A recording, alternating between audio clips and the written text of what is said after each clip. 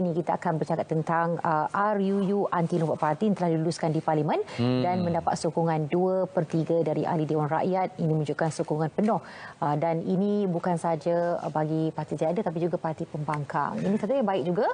Jadi kita nak berkongsi lebih lanjut lagi berkaitan dengan perkara ini. Apa yang disenyumkan tu, Terence? Ya, sebab yang menyokong pun ada antara mereka yang asal usulnya adalah okey.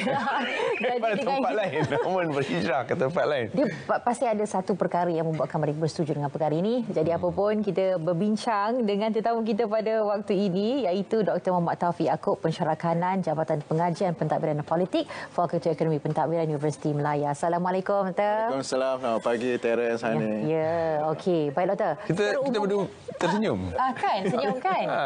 Saya di tengah-tengah ni cuba untuk jadi neutral.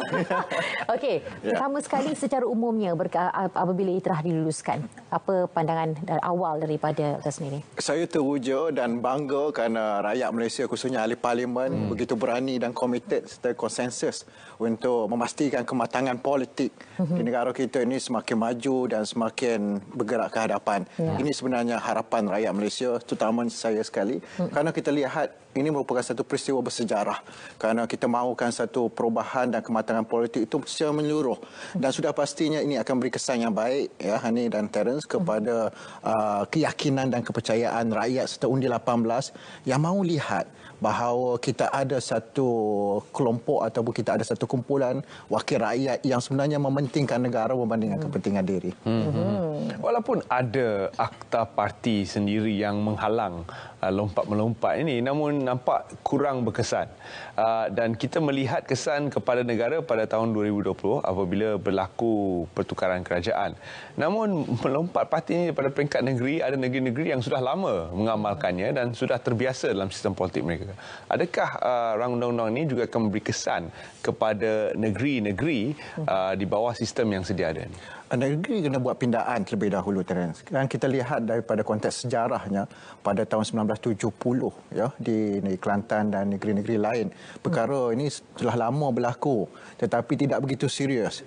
Namun kita lihat gelombang perubahan politik itu yang berlaku di negara kita pada 2008 itu sebenarnya saya lihat ada kesedaran dalam kalangan ahli-ahli politik khususnya ahli parlimen dan ahli Dewan Undangan Negeri. Mereka melihat bahawa yang terancam itu mereka, ya, kerajaan yang terancam itu mereka, maka sesuatu perlu dilakukan.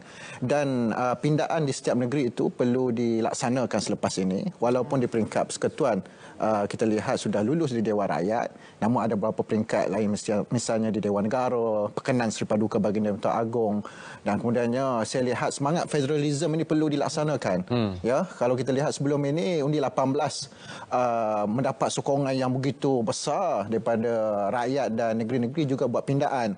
Dan dalam hal ini saya tak nampak kenapa perlu ada halangan di peringkat negeri untuk memastikan bahawa kita ada satu aspirasi semangat yang selari dengan persekutuan. Jadi inilah yang sebenarnya saya nampak kerana isunya bukan isu di peringkat persekutuan semata-mata. Beberapa buah negeri sebelum ini juga berhadapan dengan masalah yang sama. Dan yang runsingnya kita rakyat. Inilah sebenarnya yang perlu diperkemaskan, perlu diperkasakan. Kalau betul wakil rakyat ataupun ahli politik sebenarnya mereka melihat bahawa kuasa itu sangat penting.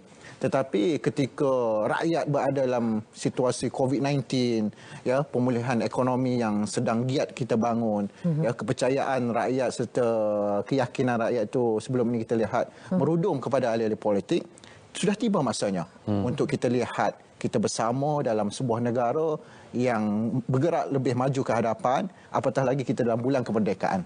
Ya, ini merupakan satu catatan dalam sejarah ya dalam negara kita. Tapi dalam masa yang sama juga seperti yang dinyatakan mana bagi RUU berkenaan antaranya menetapkan seorang ahli parlimen yang dipilih rakyat pada pilihan raya akan hilang kerusi yang dipinangi jika wakil rakyat itu lompat parti. Itu salah satu daripadanya. Ada pro-nya di situ. Dan kalau kita lihat dari segi cabarannya dan juga kontranya bagaimana pula? Adakah ia akan mencetuskan satu rasa ketidakpuasan yang terpaksa dipendam dan akhirnya akan mencetuskan sesuatu yang mungkin tak boleh nak kita bayangkan? 41 buah negara di seluruh dunia sudah ada ya misalnya atas lompat parti, recall, election, dan kita menuju ke arah tersebut. Dan kita lihat di India 20 tahun lebih sudah ada. Jadi kita bergerak ke arah yang lebih baik, dan saya yakin sebenarnya yang paling penting itu mandat rakyat. Dan kemudiannya bagaimana seorang ahli parlimen atau ahli Dewan Undangan Negeri itu perlu ada prinsip dalam memastikan bahawa apa yang diperjuangkan oleh mereka itu bukan sahaja kerana mereka mewakili parti, yang pertama. Yang kedua, melibatkan suara rakyat. Kalau kedua-dua perkara ini sudah hilang dalam konteks individu dan tidak lagi bersama dengan parti serta mandat rakyat, bagi saya bagi peluang kepada wakil parti ataupun apa yang dikehendaki oleh rakyat untuk meneruskan baki-baki ataupun tempoh masa yang ada sebagai wakil rakyat di parlimen ataupun di DUN. Namun kita lihat sebenarnya, setiap undang-undang ataupun apa saja peraturan mesti ada kelemahan. Tetapi dalam waktu yang sama kita perlu perbaiki. Kalau kita tidak mulakan langkah pertama, bagaimana untuk kita lihat kematangan politik selepas ini ataupun sistem politik kita yang lebih baik. Sebab itulah kita lihat 209 ahli parlimen begitu konsensus meluluskan RUU ini kerana mereka sudah berpengalaman dengan pelbagai huru-hara malapetaka politik yang sebenarnya meletihkan rakyat. Keyakinan rakyat ini perlu disemarakkan semula. Dan saya yakin kalau di Melaka, di Johor sebelum ini 70%, kurang 70% yang keluar mengundi, tetapi dengan adanya RUU anti lompat parti, kemudian undi 18, dalam PRU 15 kita akan lihat satu perubahan yang baru, keluar mengundi lebih tinggi. Apakah kesannya kepada ahli-ahli parlimen yang memang sudah banyak bertukar parti sebelum ini? Apakah kesan temeterai ini ataupun persetujuan ini untuk menjadikan RUU ini sebahagian daripada perundangan negara? Apakah tempiasnya kepada mereka? Saya lihat Teren, mereka sudah rasa keadaan susah apabila lompat parti, lompat ke satu parti yang tidak memberikan satu kelebihan pada mereka, ataupun mereka sendiri sudah dapat apa yang mereka mahu sebenarnya apabila lompat daripada satu parti kepada parti yang lain. Namun ini satu pengajaran yang besar kepada ahli-ahli politik supaya mereka ingat pada waktu akan datang rakyat menilai. Kerana hari ini rakyat cukup perhatikan apa tindak tanduk ahli-ahli parlimen ataupun ahli Dewan Undangan Negeri kerana mereka sudah letih dengan perkembangan politik negara. Kalau kita keluar di luar sana, kita berjumpa dengan rakyat, kalau kita bercakap tentang soal politik, mereka sebolehnya untuk elakkan untuk bercakap soal politik kerana mereka jemu dengan perkembangan dan ahli-ahli politik negara. Mereka mahukan kepentingan ekonomi mereka, kehidupan mereka, kos sara hidup yang tinggi. Ini yang perlu difokuskan. Sebab itulah saya lihat sebenarnya yang paling penting hari ini bagaimana untuk kita pulihkan keyakinan rakyat terhadap sistem demokrasi dan politik negara. Ini salah satu prosesnya, dan saya yakin sebenarnya kita ada satu persamaan. Perbezaan itu biasa dalam kalangan ahli politik. Kita boleh bergaduh tentang ideologi, fahaman, tetapi apabila melibatkan kestabilan ataupun masa depan negara, kita perlu bersama. Baik, itu ya. Tapi satu perkara yang saya sedang bayangkan pada ketika ini, sebab dalam hal ini bagaimanapun seseorang ahli parlimen tidak kehilangan kerusinya jika wakil rakyat itu dipecat daripada partinya atau sekiranya parti politiknya terbubar atau dibatalkan pendaftarannya. Saya membayangkan ada satu konflik akan berlaku bagi sesebuah parti untuk mendesak supaya dia dilucutkan jawatan bagi memastikan dia dapat bergerak untuk ke parti yang lain. Jadi adakah ini mungkin satu kemungkinan yang boleh berlaku juga dari segi kios pertukaran parti? Mungkin di negara-negara lain pernah berlaku. Kita sekarang tengah buat satu eksperimen kepada ahli-ahli parlimen dan ahli Dewan Undangan Negeri selepas ini, dan kita akan lihat kelemahan-kelemahan tersebut dan kita boleh perbaiki pada masa akan datang. Meskipun ada ahli parlimen ataupun ahli Dewan Undangan Negeri yang tidak puas hati ataupun parti yang tidak puas hati, tetapi dalam prinsip demokrasi, dalam konteks demokrasi negara, apa yang berlaku, parti-parti politik, ahli-ahli parlimen atau wakil rakyat perlu pastikan rakyat di bawah itu terbela. Jangan bergaduh di peringkat atasan, nak berebut kursi ataupun tidak puas hati tentang kedudukan ahli parlimen yang telah keluar atau dipecat. Rakyat terabai. Tidak boleh demikian. Tetapi apa yang boleh kita lihat selepas ini, bagaimana untuk kita memberi fokus untuk memperbaiki kekurangan dan kelemahan yang ada dalam sistem. Ketidakpuasan hati itu biasa. Ya, dalam keluarga ke, dalam masyarakat ke, itu biasa. Tetapi bagaimana untuk kita memastikan bahawa setiap kebajikan dan apa yang dikehendaki oleh rakyat itu terbela. Ada beberapa parti kecil yang pada ketika ini mempunyai wakil ataupun perwakilan dalam parlimen. Sekiranya mereka beranggapan bahawa sudah tidak relevan lagi parti mereka seperti apa yang dibacakan hari tadi, mungkin mereka boleh bubarkan saja parti dan mendesak supaya diterima ke dalam parti lain. Pandangan. Dalam demokrasi kita tidak boleh halang untuk bubar ataupun untuk tubuhkan parti. Tetapi bagaimana untuk kita pastikan sebuah parti itu kita tubuhkan untuk kebajikan rakyat ataupun sekadar untuk menambah bilangan parti bersaing dengan parti politik yang sedia ada. Namun saya lihat hari ini sudah jadi trend. Tidak puas hati, keluar tubuh parti yang lain. Nampak macam dah terlalu banyak parti politik yang akhirnya diam, kemudian tenggelam begitu saja. Tetapi saya yakin sebenarnya dalam konteks demokrasi kita memberikan ruang seluas-luasnya kepada sesiapa pun untuk bercakap tentang demokrasi, bercakap tentang hak mereka dan mengamalkan elemen-elemen demokrasi yang ada dalam negara kita. Mau tidak mau, inilah sebenarnya amalan budaya sistem politik negara kita yang perlu kita terima. Tetapi saya yakin sebenarnya setiap daripada orang politik, ahli parlimen ke, adun ke, ataupun pensyarah sains politik sekalipun, mereka mahukan yang terbaik untuk rakyat.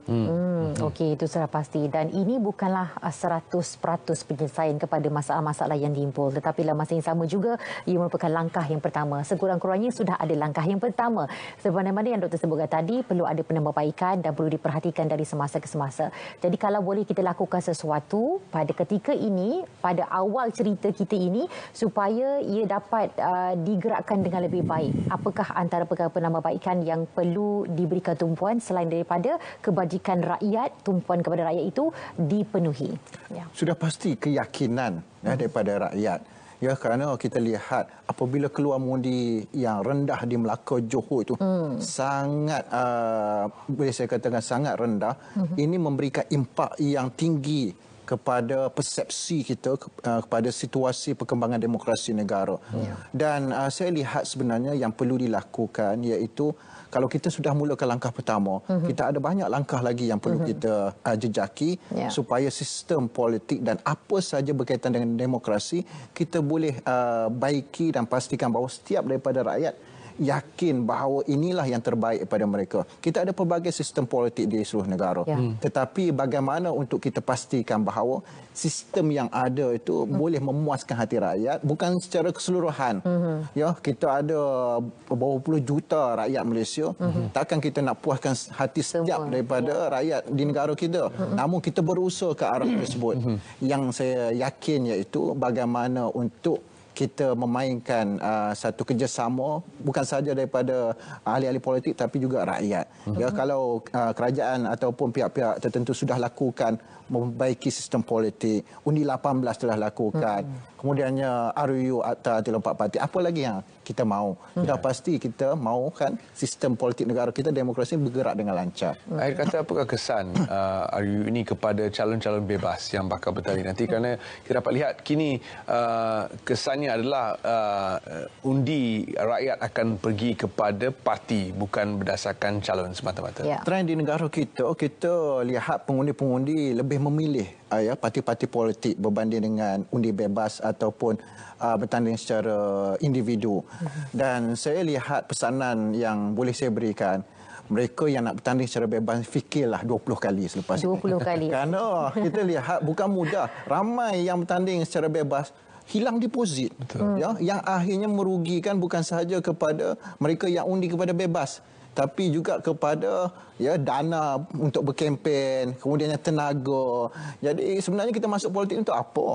Sama ada untuk suka-suka ataupun untuk perjuangkan isu rakyat. Ya, ini yang perlu disematkan dalam kalangan ahli-ahli politik. Ingat, rakyat menilai kita. Lepas ni kuranglah parti-parti kasut, payung dan tongkat.